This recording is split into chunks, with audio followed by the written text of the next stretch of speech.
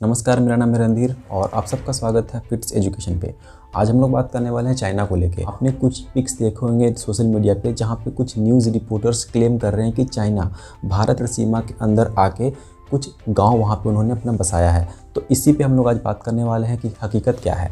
तो सबसे पहले हम बात कर लेते हैं चाइना की। चाइना आपको पता है कि हमारा पड़ोसी देश है, सबसे ज़्यादा जनसंख्या वाला देश है, उसके बाद भारत है। दोनों देशों के बीच काफ़ी बड़ी आर्मी है, तो हमें हमेशा दोनों देशों के बीच एक अच्छा संबंध बना के रखना पड़ता है ताकि जो टेंशन है बॉर्डर पे वो कम हो, क्योंकि दोनों के पास ह्यूज आर्मी है। कुछ मीडिया रिपोर्ट्स का ऐसा कहना है कि चाइना ने भारत सीमा के अंदर घुस के कुछ गांव बसाए हैं, जो सैटेलाइट इमेज के माध्यम से हमें देखने के लिए मिल रहा है। अभी आपको एक पिक दिख रहा होगा, आप देख सकते हो कि एक पिक जो है वो अगस्त 2019 का है और एक अभी लेटेस्ट है 1 नवंबर 2020 का। अगस्त वाले पिक में आपको साफ साफ दिख रहा होगा वहाँ पे किसी भी तरह के कोई भी कंस्ट्रक्शन नहीं हो रखा है, लेकिन नवंबर 2020 वाले पिक में आपको दिख रहा होगा कि यहाँ पे लगभग 101 घर बन के तैयार है। ये एक पूरे तरीके का गांव हम कह सकते हैं। तो चाइना ने जितने भी कंस्ट्रक्शन यहाँ पे किए हैं वो अरुणाचल प्रदेश के बॉर्डर से सटे एक डिस्ट्रिक्ट है जिसको हम कहते हैं वो अपर सुबनसिरी डिस्ट्रिक्ट। वहाँ पे एक नदी फ्लो करती है, सारी चू करके नदी है, वहाँ पे इन्होंने अपने पूरे के पूरे गांव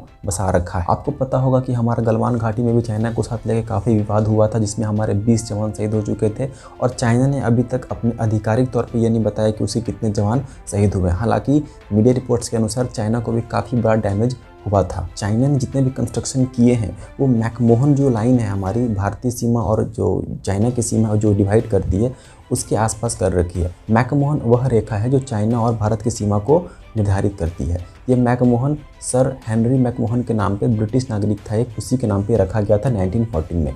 लेकिन चाइना के साथ प्रॉब्लम यह है कि चाइना इस मैकमोहन लाइन को, इस सीमा को वो मानता ही नहीं है और उसका कहना है कि हमारा जो टेरिटरी है वो मैकमोहन लाइन के काफ़ी अंदर तक है, मतलब कि वो भारतीय सीमा को अपना बताता है। इस वजह से ये लेके वो जो एरिया है टोटल मैकमोहन लाइन वाला एरिया जो जितने बॉर्डर के आसपास सटे हुए डिस्ट्रिक्ट हैं, खासकर पूरा अरुणाचल प्रदेश क्लेम करता है चाइना कि वो हमारा टेरिटरी। और आप भी न्यूज़ में देखते होंगे कि चाइना कभी अरुणाचल प्रदेश में एंटर कर जाता है, वो पत्थरों पर नाम लिख के चले जाते हैं कि यह हमारी टेरिटरी है। ये काफ़ी न्यूज़ रिपोर्ट सामने आती रहती हैं। अरुणाचल प्रदेश टोटल 1129 किलोमीटर की बॉर्डर शेयर करती है चाइना के साथ। और अरुणाचल प्रदेश ही नहीं, साथ ही साथ जितने भी हमारे उत्तर पूर्वी राज्य हैं जो चाइना के साथ अपनी सीमा साझा करते हैं वो हमारे लिए काफ़ी इंपॉर्टेंट हो जाते हैं स्ट्रेटेजिक पॉइंट ऑफ व्यू से, क्योंकि 1962 में चाइना हम पे अटैक कर चुका है, तो हमें वहाँ पे तैयार रहना होता है और हमारी मिलिट्री पोस्ट वहाँ पे रेडी होनी चाहिए। अगर चाइना कोई रिएक्शन देता है तो हम उसका रिप्लाई तुरंत कर सकें। चाइना की शुरू से ये रणनीति रही है कि अगर जिस भी एरिया को उन्होंने कब्जाना होता है वहाँ पे पहले वो कंस्ट्रक्शन करते हैं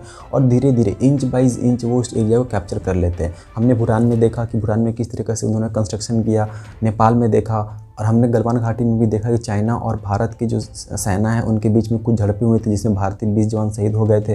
तो इस तरीके से चाइना क्या करता है कि भारतीय सीमा में घुस के वो गाँवों को बसाता है वहाँ पे, और वहाँ पे उनके जो अपने लोग हैं उनको वो बसाता है। तो होता क्या है कि हम हर एक जगह पे मिलिट्री को रख नहीं सकते हैं, तो गाँव अगर हम बसाते हैं तो गाँव पे जो लोग रहेंगे वो आई का काम करते हैं मिलिट्री सेना के लिए, चीन की सेना के लिए। अगर मान लो भारतीय टुकड़ी मैकमोहन क्रॉस करके चाइना की सीमा में घुस जाती है तो जो उन्होंने गांव हमें बसा रखा है उस गांव के लोग ही मिलिट्री को इन्फॉर्म कर देंगे कि भारतीय सेना हमारे सीमा में घुस चुकी है। तो इस तरीके से क्या होगा कि वहाँ पे मिलिट्री को रखने की ज़रूरत भी नहीं पड़ेगी, खर्चा भी नहीं आएगा। गाँवों को बसाना एक तरीके से काफ़ी ज़रूरी हो जाता है हमारे बॉर्डर के आसपास, और वहाँ का जो इंफ्रास्ट्रक्चर है उसको भी हमें काफ़ी डेवलप करना होगा। और आपको पता होगा कि चाइना जो है वो कंस्ट्रक्शन काफ़ी तेज़ी से करता है। जितने भी हमारे बॉर्डर्स लगे हुए हैं चाइना के साथ उन सभी जगहों पर वो रोड बनाता है, पुल्स बनाते हैं, टैंक लेके आते हैं, गांव बसाते हैं। तो इस तरीके से चाइना काफ़ी कंस्ट्रक्शन कर रहा है। साथ ही साथ चाइना का एक प्लान था 2017 में कि प्लान वे में हम गांव बसाएंगे और चाइना के नागरिकों को सस्ते घर देंगे ताकि लोग वहां पे जाके रहने लगे, और वहां पे रहने के बाद अगर भारतीय सैनिक कुछ एक्शन लेते हैं तो जो गांव वहां पे बसा हुआ है उनके लोग चाइना की सेना को इन्फॉर्म कर दे। भारत की बात करें तो भारत उत्तर पूर्वी राज्यों पे बिल्कुल भी ध्यान नहीं दे रहा था। अगर हम इतिहास उठा कर देख ले तो वहाँ पे किसी भी तरीके का कोई कंस्ट्रक्शन नहीं था, किसी भी तरीके के उतने अच्छे रोड नहीं थे, कनेक्टिविटी नहीं थी, एयरपोर्ट्स नहीं थे, रेलवे नहीं थे, पुल्स नहीं थे। तो इस तरीके से हमने देखा है कि वहाँ के जो सीमावर्ती राज्य हैं या सीमावर्ती जो हमारे गांव बसे हुए हैं उनको मूलभूत सुविधाएं मिली ही नहीं है, जिस वजह से चाइना इसका फ़ायदा उठाता है। और कल को मान लो कि कभी युद्ध होता है तो चाइना आराम से जो उन्होंने रोड बनाए थे, बना के रखे इतने सालों में, जो उन्होंने एयरपोर्ट्स बनाए हैं, उसका इस्तेमाल करके वो अपनी एयरफोर्स को तुरंत ला के वहाँ पर डिप्लॉय कर सकता है, वो आर्मी को ले आ सकता है, बड़े बड़े टैंक लेके आ सकता है। लेकिन अगर भारत की हम बात करें तो भारत के पास अभी भी उस तरीके की वहाँ पर सुविधा नहीं है। लेकिन अभी हम देख रहे हैं कि बहुत सारे कंस्ट्रक्शन जो है वो हम नॉर्थ ईस्ट में कर रहे हैं, जैसे पुल्स हमने बनाया, वहाँ पे एयरपोर्ट्स बनाए हैं, एक रेलवे कनेक्टिविटी कर रही है। टाइम्स ऑफ इंडिया के अनुसार जो भारतीय सीमा से सटे गांव हैं वहाँ के लोग पलायन कर रहे हैं, क्योंकि वहाँ पे उनको इंफ्रास्ट्रक्चर मिल ही नहीं रहा है, वहाँ पे उनको सुविधा मिल ही नहीं रही है।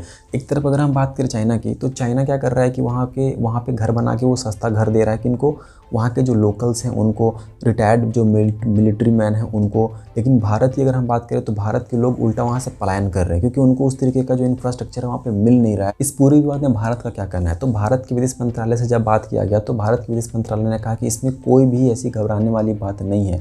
विदेश मंत्रालय का कहना है कि 1959 के समय से ही जिस एरिया में चाइना ने भी कंस्ट्रक्शन किए हैं वो चाइना के पास 1959 से ही है और वहाँ पे वो कंस्ट्रक्शन करता चला आ रहा है। इसका मतलब ये हुआ कि मैकमोहन लाइन के अंदर तकरीबन 5 से 6 किलोमीटर अंदर का एक छोटा सा टुकड़ा अभी चाइना के पास है, जिसको वो अपनी टेरिटरी मानता है। वहाँ पे चाइना का रूल चलता है, वहाँ पे चाइना अपने गांव वगैरह बसा के रखा है। पहले अगर अभी की हम बात करें तो वहाँ पे चाइना कंस्ट्रक्शन कर रहा है। 1959 से लेके 2020 के पहले तक, या हम कहें 2019 के पहले तक चाइना वहाँ पे कुछ कंस्ट्रक्शन नहीं कर रहा था। उनके कुछ एक आध मिलिट्री पोस्ट थे, लेकिन अभी वहाँ पे 101 आसपास घर वहाँ पे उन्होंने बना रखा है, जिसको हम गांव भी कह सकते हैं छोटा सा। और वो गांव हाईटेक गांव है, काफ़ी अच्छे से घर वहाँ पे हैं। साथ ही साथ विदेश मंत्रालय ने ये भी कहा है कि हम भी वहाँ पे अपनी तरफ से कुछ कंस्ट्रक्शन करते हैं, चाइना भी कुछ कंस्ट्रक्शन करता है, तो ये चलता रहता है। लेकिन प्रॉब्लम यहाँ पे अभी ये हो रही है कि चाइना इस बार जो है वहाँ पे पूरा का पूरा उसने गाँव बसा दिया है। अभी इसके पहले 2019 के पहले वहाँ पे उनके कुछ एक आध मिलिट्री पोस्ट हुआ करते थे। अरुणाचल प्रदेश के लोकल बीजेपी लीडर हैं तापिर गाँव, उनका भी ये कहना है कि चाइना जो है वो भारत की सीमा में घुस के काफ़ी कंस्ट्रक्शन का काम कर रहा है, वो रोड्स बना रहा है, 2 लेन 4 लेन रोड्स बना रहा है। और ये बात उन्होंने लोकसभा में भी उठाई थी। तो ये जो पिक्स हमें देखने के लिए मिल रहा है सोशल मीडिया पे और न्यूज़ वगैरह में, ये बिल्कुल सही है। चाइना ने हमारे सीमा में 101 घर बना रखे। 1959 से पहले जो एरिया उन्होंने कब्जा कर रखा था उसी में उन्होंने अपना कंस्ट्रक्शन काम किया है, तो उसके वो अंदर नहीं आ रहे हैं। लेकिन इसकी कोई गारंटी नहीं है कि वो आगे नहीं बढ़ेंगे। तो यहाँ पे भारत को क्या करना चाहिए? भारत को भी जो हमारे उत्तर पूर्वी राज्य हैं वहाँ पे इंफ्रास्ट्रक्चर को बढ़ाना चाहिए, कंस्ट्रक्शन करना चाहिए, जिस तरीके से चाइना रैपिडली तरीके से कर रहा है। और वहाँ पे जो लोकल लोग हैं उनको जागरूक करना चाहिए, उनको वहाँ पे सुविधा देना चाहिए कि ताकि वो वहाँ से पलायन ना कर सके। अगर वो वहाँ से पलायन करेंगे तो फिर वो एरिया सुनसान हो जाएगा और चाइना को उसको हथियाने में काफ़ी आसानी होगी। और वहाँ पे फिर हमेशा मिलिट्री को डिप्लॉय रखना पड़ेगा, जो कि एक बहुत ही मुश्किल काम होगा और उसमें खर्चा भी काफ़ी आएगा। तो अगर वहाँ पे हम गांव बसाते हैं, उनको मूलभूत सुविधा देते हैं, तो हमारे लिए आसान हो जाता है और वो हमारे लिए एक तरीके का जासूस का काम भी करेंगे जो वहाँ के लोकल होंगे वो।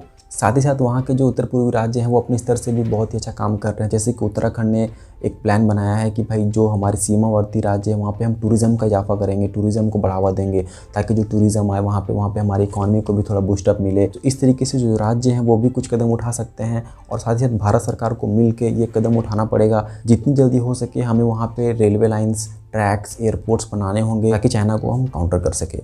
आपके जो भी डाउट्स हैं मुझे कमेंट करके पूछेंगे। साथ ही साथ आप मुझे यही बताएंगे कि चाइना को हम और किस तरीके से काउंटर कर सकते हैं। धन्यवाद।